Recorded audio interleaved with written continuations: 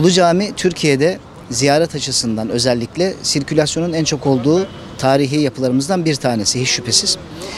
Biz de ziyaretçilerimizin hem ibadetlerini hem de ziyaretlerini en güzel şekilde yerine getirebilmelerine yönelik bir çalışma başlattık.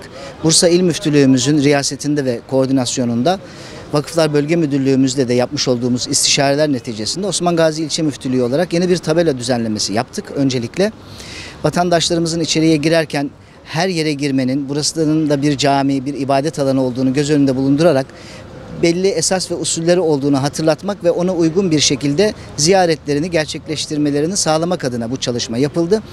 Tabii ki kıyafet düzenlemesi uzun süredir var Ulu Cami'nde. Özellikle Ulu Cami Derneğimizin sağlamış olduğu kıyafetleri hem yerli hem de yabancı turistlerimiz ziyaretleri esnasında giymekte ve cami adabına uygun bir şekilde ziyaretlerini gerçekleştirmekte.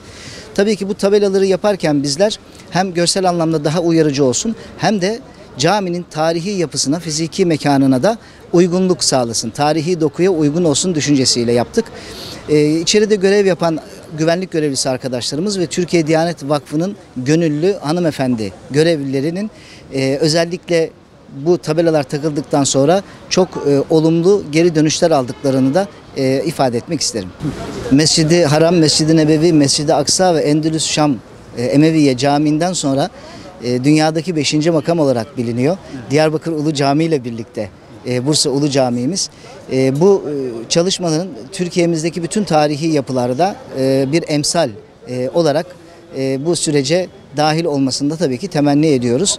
Bizim amacımız burada özellikle altını çizerek ifade etmek istiyorum. Ziyaretçilerimizin hem ibadetlerini hem de ziyaretlerini en güzel şekilde ifa etmelerini sağlamaya yöneliktir. Tabii ki bütün bir süreci kapsayan, bütün bir yılı kapsayan bir çalışma hiç şüphesiz.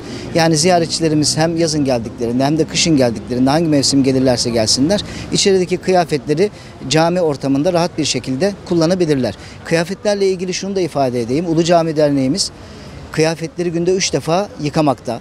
Ziyaretçilerimizin de özellikle hijyen konusunda titiz olan ziyaretçilerimizin bu hususu da göz önünde bulundurmalarını talep ediyoruz. Vatandaşlar bu uygulamadan gayet memnun olduklarını ifade ediyorlar. Özellikle bize müftülüğümüze gelen yazılı ve şifahi şikayetlerde özellikle kıyafet konusunda yarı yarıya bir azalma da söz konusu, onu da ifade etmek isterim.